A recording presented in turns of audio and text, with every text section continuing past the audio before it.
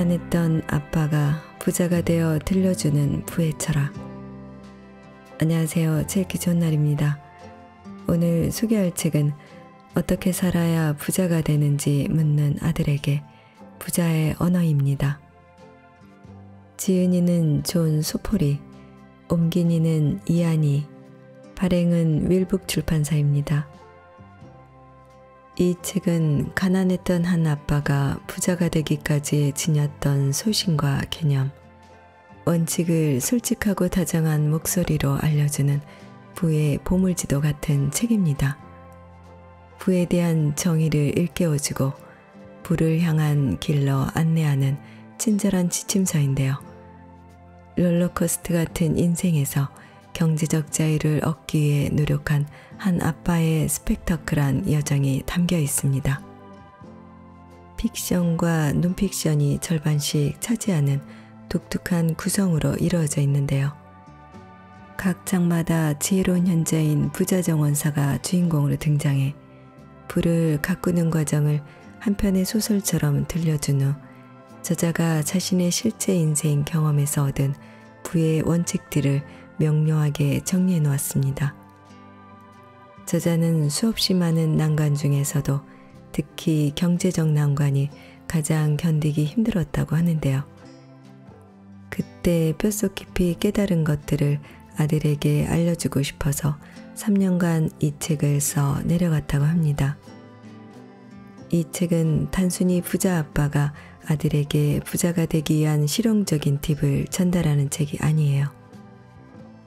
탈무드에 물고기 한 마리를 잡아주면 하루를 살 수 있지만 물고기 잡는 방법을 가르쳐주면 평생 먹고 살 수 있다라는 말이 있는데요. 더 많은 시간이 들고 더 고된 노동이 필요하겠지만 그렇게 얻은 부야말로 쉽게 사라지지 않는 법이죠. 단단한 부를 읽을 수 있는 근본적인 정신과 태도에 관한 이야기가 이 책에 담겨 있습니다. 탈무드가 교육 철학을 일깨운다면 부자의 언어는 부의 철학을 일깨워주고 있습니다. 부 자체보다는 부의 철학을, 부의 정신을, 부의 언어를 물려주는 이 책은 진짜 부자는 다음 세대를 가난하게 만들지 않는다는 확고한 신념을 가지고 언어를 통해 변치 않는 가치를 전하고 있는데요. 자, 그럼 책 속으로 잠시 들어가 보도록 하겠습니다. 오늘도 책 읽기 좋은 날과 함께 즐거운 시간 되세요. 구독, 좋아요, 알림 설정은 사랑입니다. 잊지 마세요.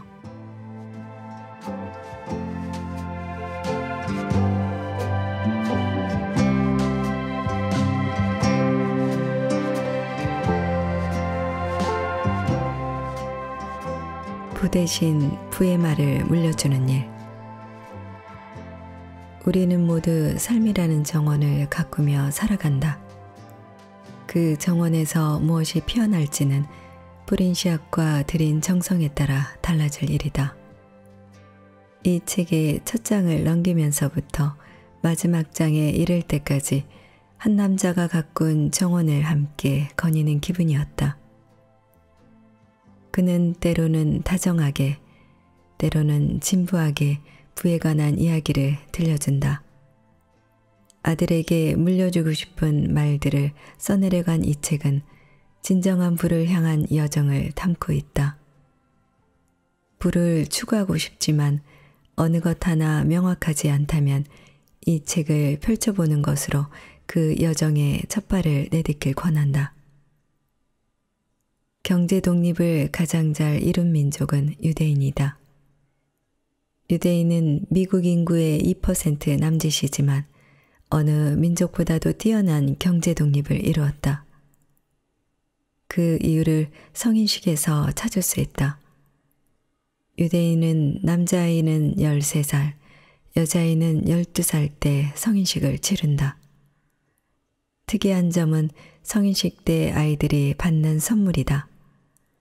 성인식을 치르는 아이는 3가지 선물을 받는데 성경책, 시계, 그리고 현금이다.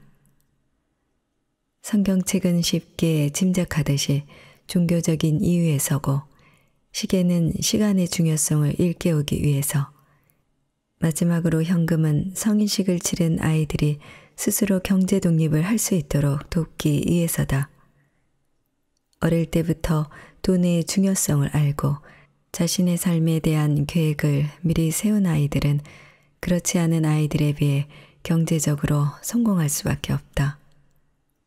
경제 독립을 추구하는 유대인은 부자가 되는 이유에 남다른 철학이 하나 있다. 바로 어려운 유대인 민족을 도와야 한다는 철학이다. 나만 잘 먹고 잘 사는 것이 아닌 민족의 부를 도모하기 위해서 어릴 때부터 돈의 중요성과 함께 경제 철학을 심어주는 것이다. 한국에서 자라는 아이들은 어렸을 때부터 돈에 대한 교육을 따로 받지 않는다. 오히려 돈을 멀리하라고 배우기도 한다. 돈에 대해 가르치는 것은 쉬운 일이 아니다. 특히 부자가 되어야 한다고 가르치는 것은 더 어렵다. 그런 사회 분위기 속에서 자란 뒤 어른이 되어 사회생활을 하게 되더라도 경제관념을 잘 몰라서 금전적인 부분에서 어려움을 겪는 경우를 어렵지 않게 볼 수 있다. 돈을 멀리하라고 배운 아이들이 부자가 될 수는 없다. 잘못된 경제 지식을 갖는 사람은 노후에 어려움을 겪을 수밖에 없다.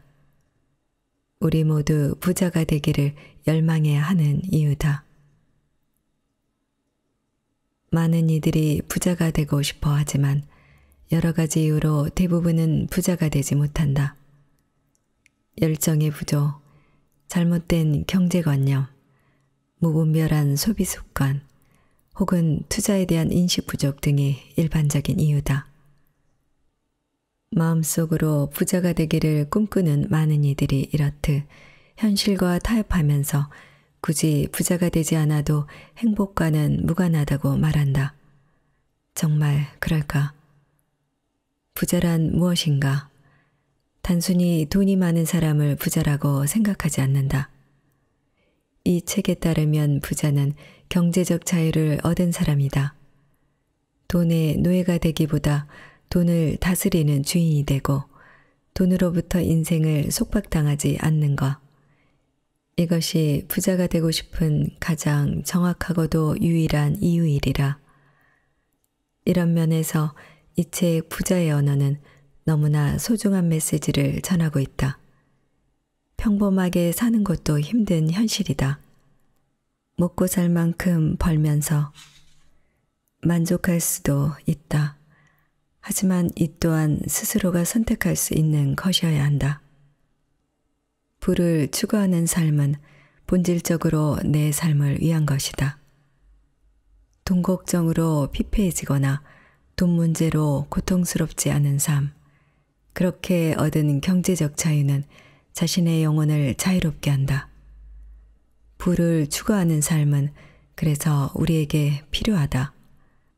단순히 돈을 많이 벌기 위해서 혹은 떵떵거리고 살기 위해서가 아니라 고귀한 인생을 좀 더 자유롭고 충만하게 살아가기 위해서다.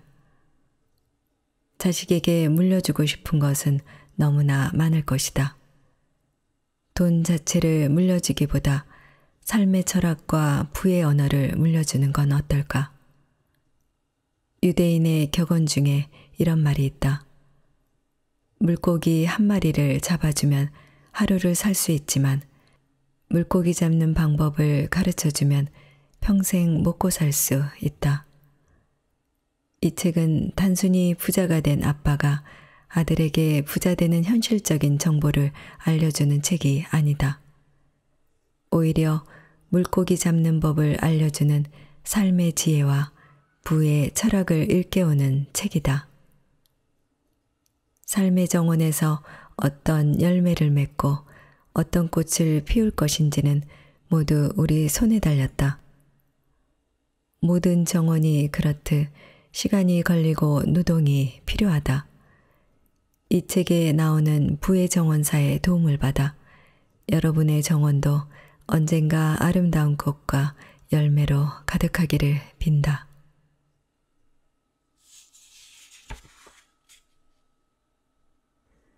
부를 추구하라.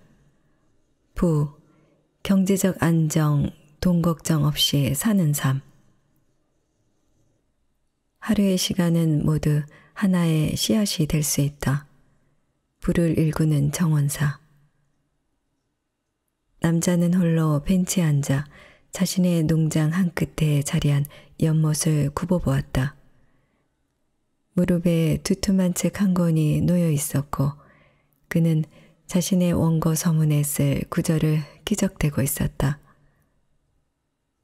이 나이가 되어 돌이켜보니 인생이나 사회에 관한 정신적 태도가 가장 중요하다. 한 사람의 인생을 책에 비유하면 몇 쪽에 담긴 용기 있는 결정에 따라 그 사람의 인생도 달라진다. 이 구절은 흔히들 알고 있는 것보다 훨씬 더 복잡한 어떤 주제 하나를 생각해 보기에 좋았다. 그에게 경제적 안정을 안겨준 것이 무엇인지는 어느 한 가지를 콕 집어 말할 수 없었다.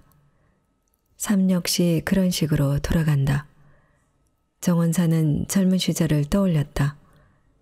그때 친구들은 그에게 일에 미쳤다고 했고 실제로 그의 삶에서 일과 생활의 균형을 찾아볼 순 없었다. 친구들은 그에게 좀 천천히 가라고 마음 편히 여가도 누리라고 했다. 하루하루를 즐기라고 했다. 왜 인생에 만족하지 못하는지, 왜 평범한 생활에 만족하지 못하는지 의아했다. 친구들이 그에게 말했다. 인생에는 돈보다 중요한 게 많아. 왜 그렇게 일에 매달려? 진정으로 돈보다 중요한 게 훨씬 많지. 정원사는 친구들의 말에 동의했다. 하지만 돈 문제를 극복해야 다른 중요한 것들에 집중할 수 있어.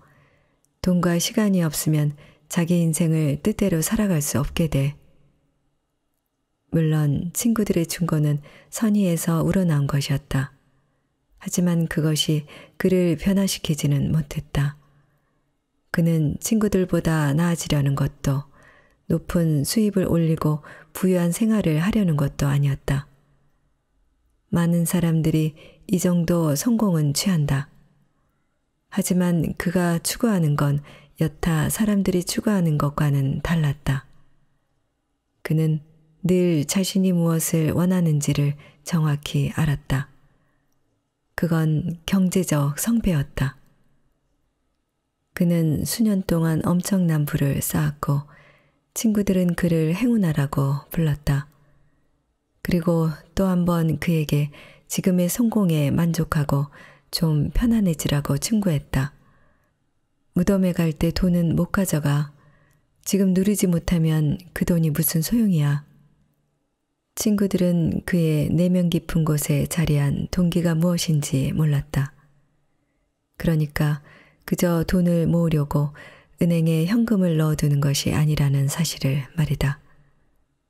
그는 우위를 점하고 싶었다. 사람들이 아니라 자기 인생의 경제적 조건에서. 그는 늘 이렇게 말했다. 돈으로 풀 수 있는 문제가 닥쳤을 때 그걸 해결하려면 돈이 있어야 해. 그러면 그건 사소한 문제가 돼. 하지만 그럴 돈이 없다면 인생에서 가장 사소한 문제가 가장 끔찍한 문제가 될 수도 있어. 훗날 인생의 항원기에 접어들어서 어마어마한 부를 일구게 된 그는 그제야 세상을 바라보고 경험하고자 여행을 떠났다. 여행을 하면서 그는 사람들이 경제적 문제에 얼마나 시달리고 있는지를 보았다. 장소는 달라도 대부분 경제적 문제로 괴로워하고 있었다.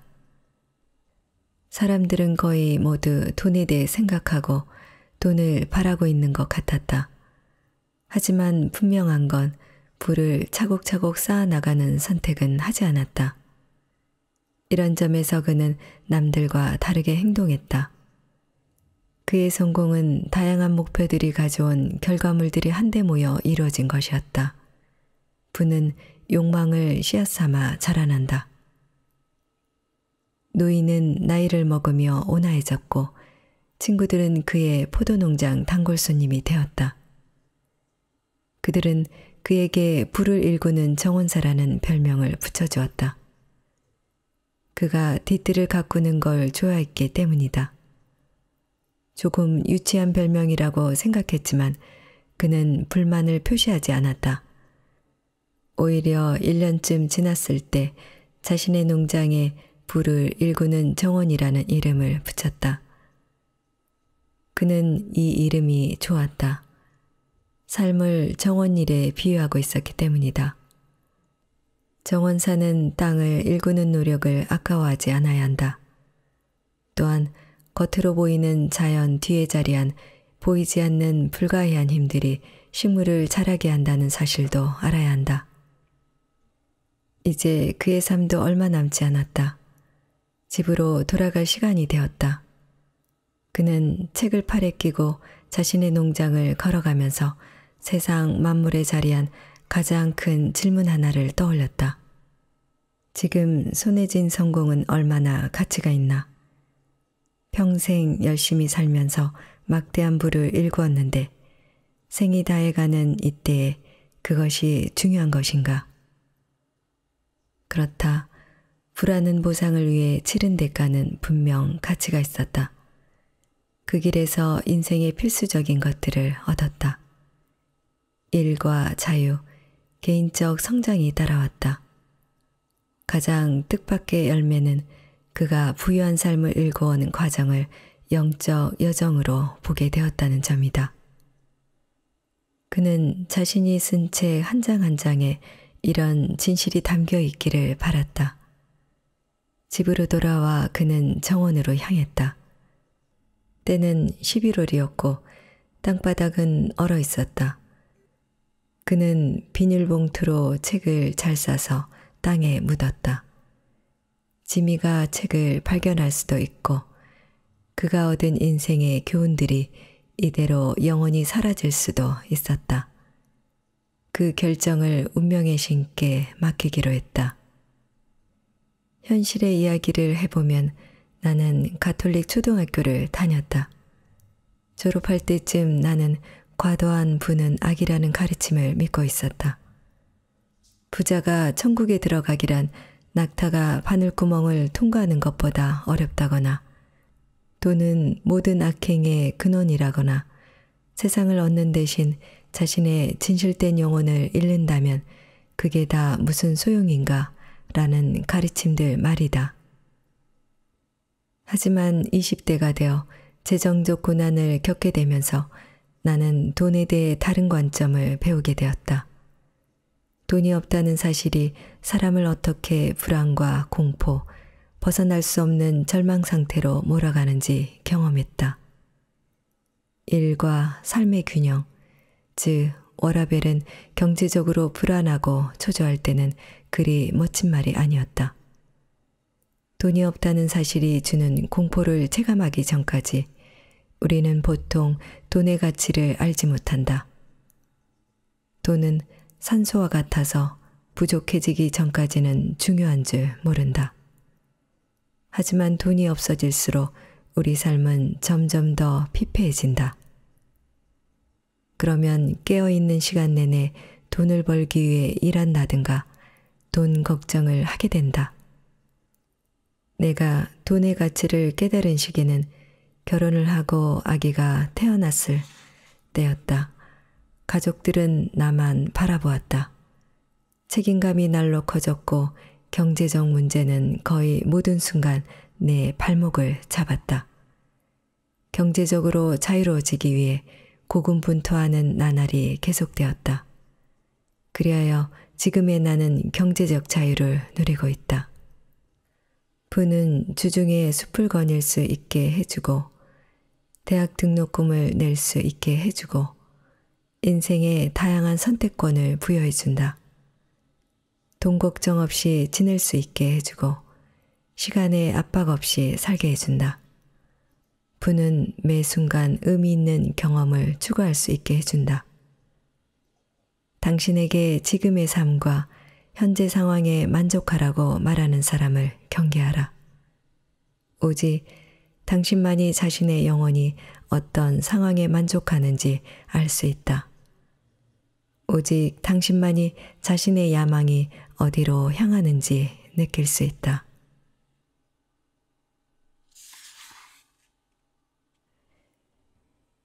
효과활동은 목적을 달성하거나 환경을 조성하는 행위다. 수확한 결과물이 만족스럽지 않다면 그것과는 다른 씨앗을 뿌려야 한다라고 목사 필프링글은 말했다. 계속 바쁘게 일하는데 성과가 나지 않는다면 시간을 더 효율적으로 사용하기 위한 행동으로 전환해야 한다. 더 나은 결과를 만들어낼 효과적인 활동을 해야 한다. 제대로 된 일을 하는 것이 일을 제대로 하는 것보다 훨씬 중요하다. 경영학자 피터 드러커의 말이다. 제대로 된 일을 한다는 말은 목표한 결과에 다다를 수 있는 효율적인 일을 한다는 뜻이다. 2000년부터 2002년 사이 주식시장이 붕괴됐을 때 나 역시 평생 모은 돈을 잃었고 부를 쌓으려던 희망마저 사라졌다. 돈을 잃고 가난해지자 수년간 다시 돈을 벌기 위해 일해야 했다. 돈이 사라져버리면 누구나 그동안의 노력이 쓸모없어졌다는 고통을 느끼게 된다. 돈을 잃기 전에 나는 부유한 삶을 강력히 원했다. 위기 상황에서 고통을 겪고 나자 부 외에 다른 것은 받아들일 수 없으리라는 생각이 더욱 굳어졌다. 취약한 기반 위에서 스트레스를 받고 돈 걱정을 하며 살고 싶지는 않았다. 그리고 믿기 어려운 일이 일어났다. 그때 나는 척추교정사로 생계를 꾸리고 있었다. 수입은 평범한 수준으로 백왕공과 비슷했다. 주식시장이 붕괴한 후 3년 동안 내 수입은 2배 이상으로 치솟았다. 매월 평범한 척추교정사가 버는 액수보다 훨씬 많은 돈을 저축할 수 있었다. 하지만 내가 병원을 광고하거나 조금이라도 차별화된 서비스를 제공한 건 아니었다. 그럼 이 시기에 무슨 일이 일어났던 걸까? 나는 행동을 바꾸었다.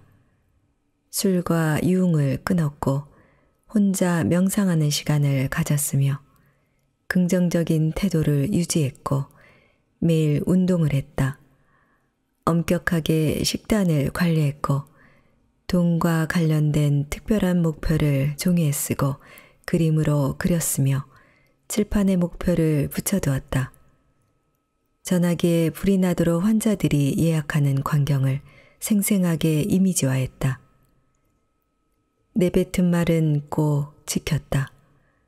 운전하는 동안 오디오북으로 자기계발서를 들었고 하루의 계획을 세웠고 일하는 시간을 늘렸다. 가족과 함께 시간을 보냈고 일하지 않는 시간에는 내 몸과 마음을 재충전했다. 사람들은 오직 내 병원이 미친 듯이 바쁘다는 것만 보았다. 담당 회계사는 갑자기 돈이 넘쳐나고 있다고 말했다. 우리 병원 직원은 계속해서 물었다. 무슨 일이죠? 갑자기 왜 이렇게 바빠진 거죠? 내 삶이라는 정원은 번창했다. 나는 그것이 작은 행동들을 지속적으로 수행한 결과임을 깨달았다. 새로운 시각과 결심이 에너지를 모아 신비로운 결과를 낸다는 사실을 느꼈다. 확실한 건 이때의 성공이 내가 더 많이 혹은 더 열심히 일해서 온 것이 아니라는 점이다. 아무 생각 없이 그저 많은 것들을 얻어내려고 애쓰며 정원을 가꾸지 않았다. 길고 긴 할 일 목록 같은 것도 만들지 않았다. 다만 돈벌이가 되는 행동들로 범위를 좁혔다. 단순성을 추구했다. 더 작은 것에 집중했다.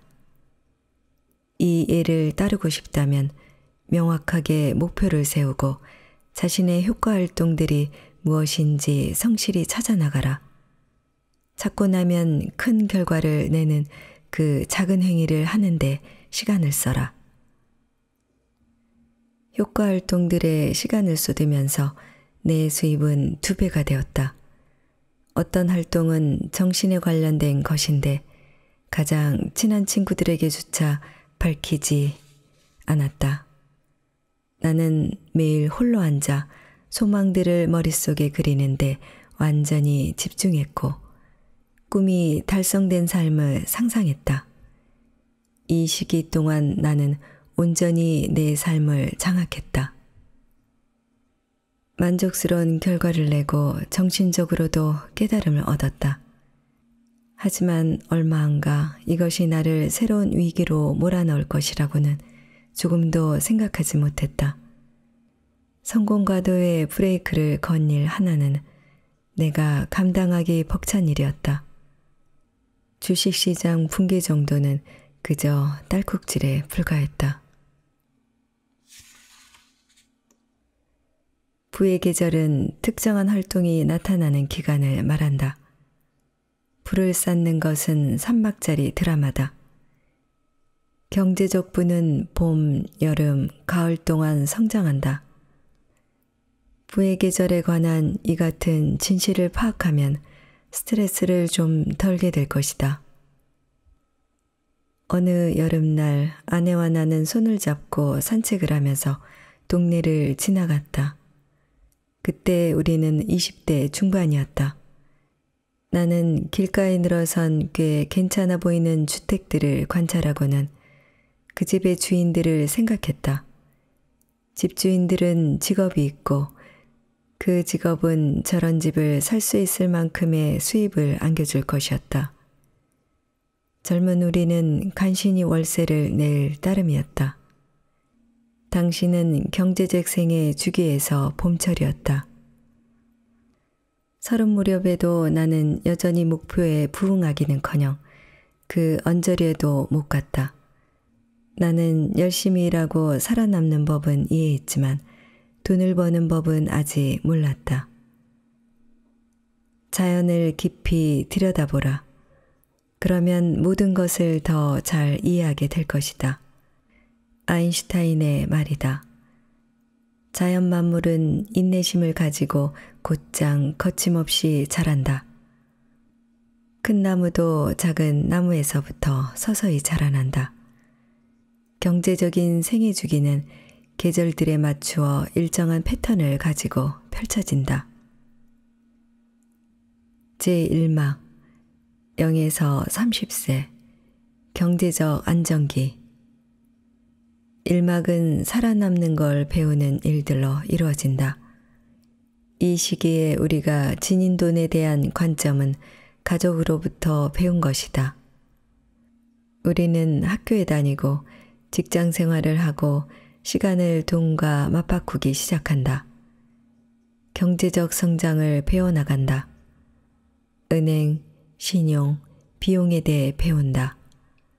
때때로 지출이 무섭다는 것을 깨닫게 되고 경제적 안정성을 하락시킨다는 것을 배운다. 경제적 봄철에는 아직 시간이 많은 것처럼 느껴지고 미래가 밝다.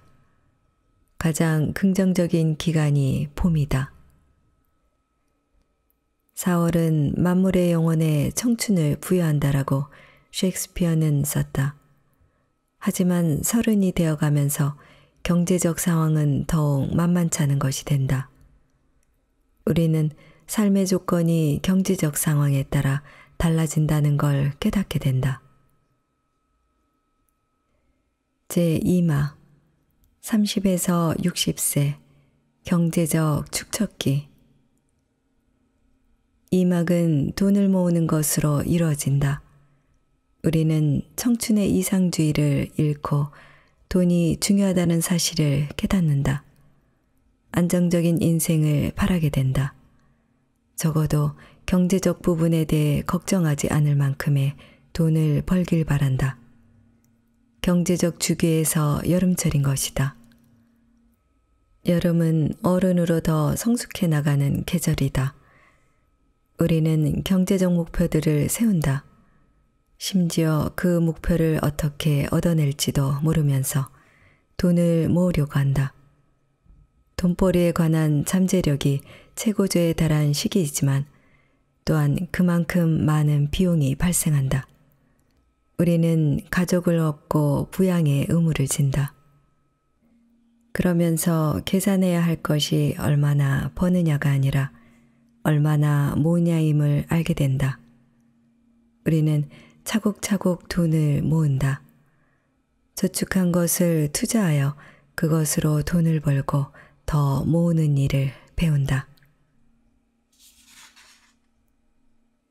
제3막 60에서 90세 경제적 독립기 마지막 막은 가을 수학으로 이루어져 있다. 그동안 축적해 놓은 것으로 안정적인 은퇴 생활을 하는 것이다. 가을의 생활 방식은 그동안 모은 부의 양에 기반한다. 모으지 못했다면 계속 돈벌이를 해야 한다. 경제적 생애 주기는 계절처럼 예측 가능하다. 에머스는 자연의 속도를 받아들이라 라고 말했고, 노자는 자연의 비밀은 인내다. 성급하게 굴지 않지만 모든 것이 완성된다 라고 했다. 서두르지 마라. 부는 각각의 계절에 따라 다른 양상으로 펼쳐진다는 사실을 알아두라.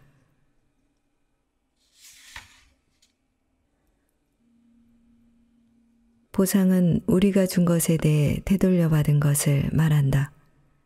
적절한 보상은 필수다. 돈은 두턴거리인 동시에 치료약이기도 하다. 라고 테리 길리메츠는 말했다. 나는 남들이 쉽게 할 수 없는 일을 찾아야 했다. 결국 찾은 일은 플리핑 하우스 사업인데 이는 허름한 집을 사서 수리한 후 되팔아 수익을 내는 사업이다. 나는 4가지 질문을 스스로에게 던졌고 다음과 같은 답을 얻었다. 첫째, 나는 수요가 있는 일을 했다. 내가 사는 지역에서는 주택 구입자들이 가진 돈을 몽땅 계약금으로 쏟아부었다. 집을 수리하거나 새로운 가전을 사거나 지붕을 얹거나 조경을 하는데 쓸 돈이 남지 않았다. 이런 상황을 감안하여 나는 일괄 공급체계의 부동산을 제공했다. 들어와서 살기만 하세요 라고 광고한 것이다. 둘째, 희소성을 제공했다. 집을 개조하는 데 필요한 일꾼들이 완벽하게 일하길 요구했다. 최대한 완벽한 집으로 만들고자 했고 성과가 있었다. 그러고 나서 내 집들이 다른 집들보다 더 완벽하다고 홍보했다. 셋째, 대체하기 어려운 일을 했다. 나는 저축해 놓은 돈이 있었고 경쟁자들 대부분은 현금을 보유하고 있지 않았다. 내 돈은 눈덩이처럼 불어나서 사업에 힘을 실어주었다. 초기 자본금이 탄탄하니 모든 단계를 좀 더 섬세하게 이행할 수 있었다. 넷째, 나는 연간 5채의 집을 개조했다. 매년 수백 채의 집들을 대량으로 찍어내는 바쁘디 바쁜 전문가들에 비교해서는 인간적인 소규모 사업이었지만 고객들은 작은 성의와 세심한 수리에 감동했다. 물론 플리핑하우스 사업은 스트레스와 문제를 끊임없이 안겨주었지만 부를 이루기 위해서는 기꺼이 감수해야 할 몫이었다. 돈을 모은다는 목적을 추구할 때 우리가 다른 사람들에게 하는 기여에 대해 다음에 2가지 질문을 해야 한다. 내가 얼마나 도울 수 있는가? 그리고 그게 내게 어떤 이익이 되는가? 이 질문들 사이에 적절한 균형점을 알아내고 사람들의 필요를 충족시킬 때 그러고 나서 하루하루 주어진 시간을 사용할 때 자기만의 삶의 방식을 발견하게 될 것이다.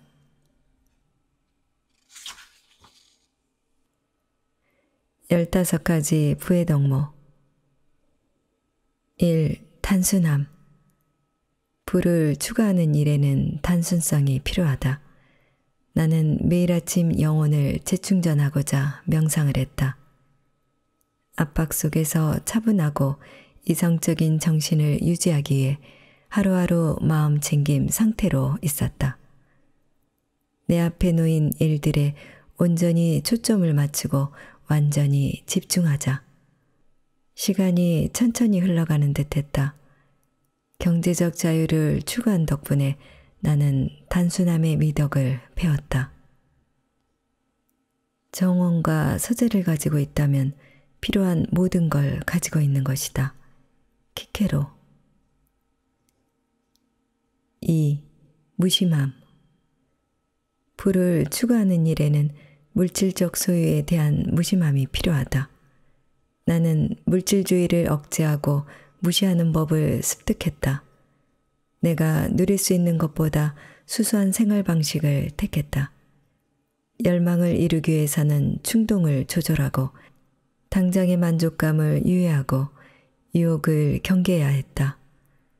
부를 추구했기 때문에 나는 물질적 소비에 저항하는 미덕을 키웠다. 고통은 집착에서 온다. 부처. 3.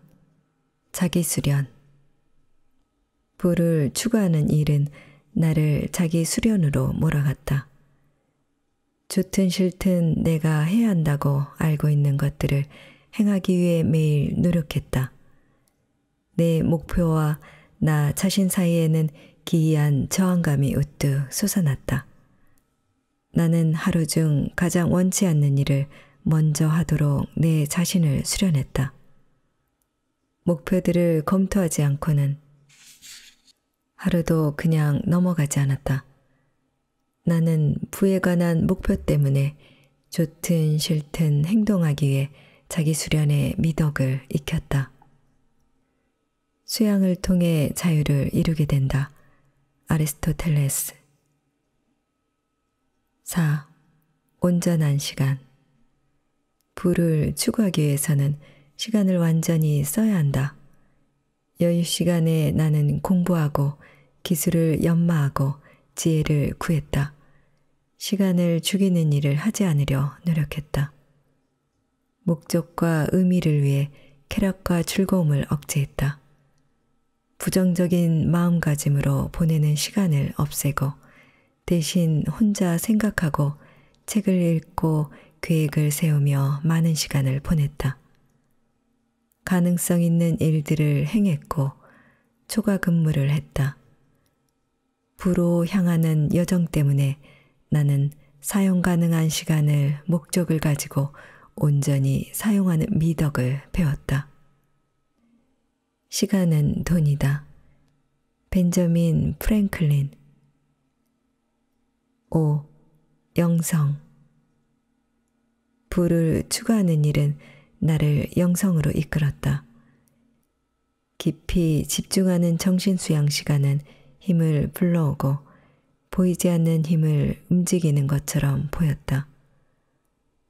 부를 향한 열망으로 나는 기회들을 잡으려고 노력했다. 바라던 일들이 충족되었다고 생각하고 불타오르는 감사의 마음을 먼저 가졌다. 목표에 대한 절대적인 믿음을 키웠다. 부를 추구한 덕분에 나는 내면을 다스리는 능력을 배양했다. 힘이 그대와 함께하길. 요다. 유. 효율성. 부를 추구하는 일에는 효율성이 필요하다. 즉, 하루의 시간을 대부분 질적, 양쪽으로 모두 사용해야 한다. 부를 얻기 위해서는 아주 분명한 목표를 가지고, 즉, 순이익을 발생시키도록 해야 한다. 나는 대부분의 소극적인 사치도 모두 줄이고 유흥을 피함으로써 부자가 되었다. 부를 추구한 덕분에 나는 삶의 시간들을 효율적으로 온전히 살아낼 수 있었다. 바쁜 것만으로는 충분치 않다. 개미도 바쁘게 움직인다. 헨리 데이비드 소로. 7. 끈기. 부를 추구하는 일은 매일 끈기 있게 해나가도록 나를 몰아세웠다. 경제적 자유는 내 꿈이었고 이 꿈은 수십 년 동안 지루한 일들과 역경을 이겨낼 수 있는 힘을 주었다. 때로는 내가 지닌 거대한 두려움이 부를 이룰 때까지 계속 끈기를 발휘할 수 있게 해주었다. 부를 추구한 덕분에 끈기의 미덕을 키웠다.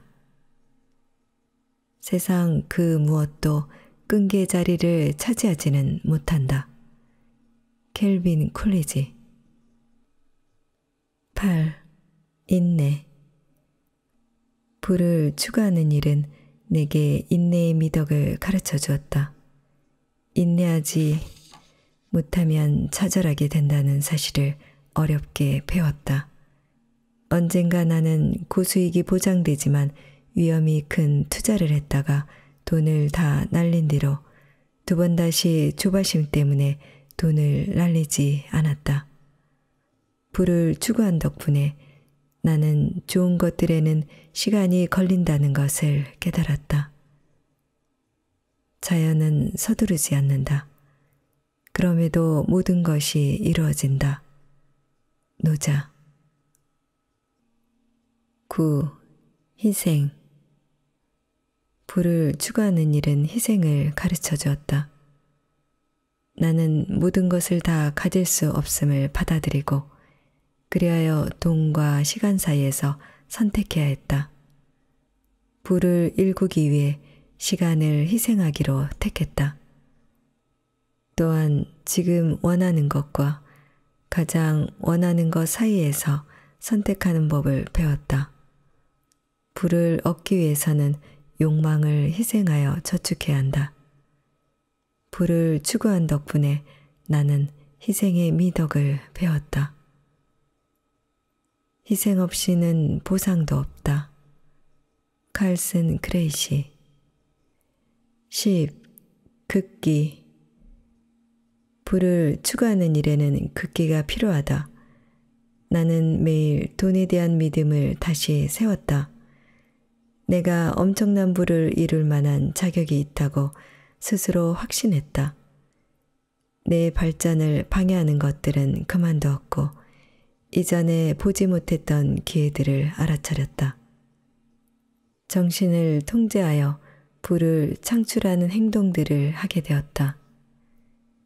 부를 추구한 덕분에 나는 내 성정을 더욱더 튼튼하게 하고 생각을 다스리는 법을 배웠다.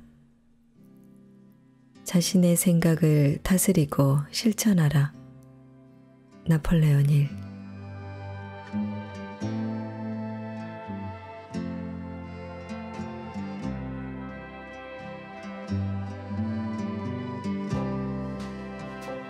읽기 좋은 날 오늘은 어떻게 살아야 부자가 되는지 묻는 아들에게 부자의 언어를 보내드렸습니다.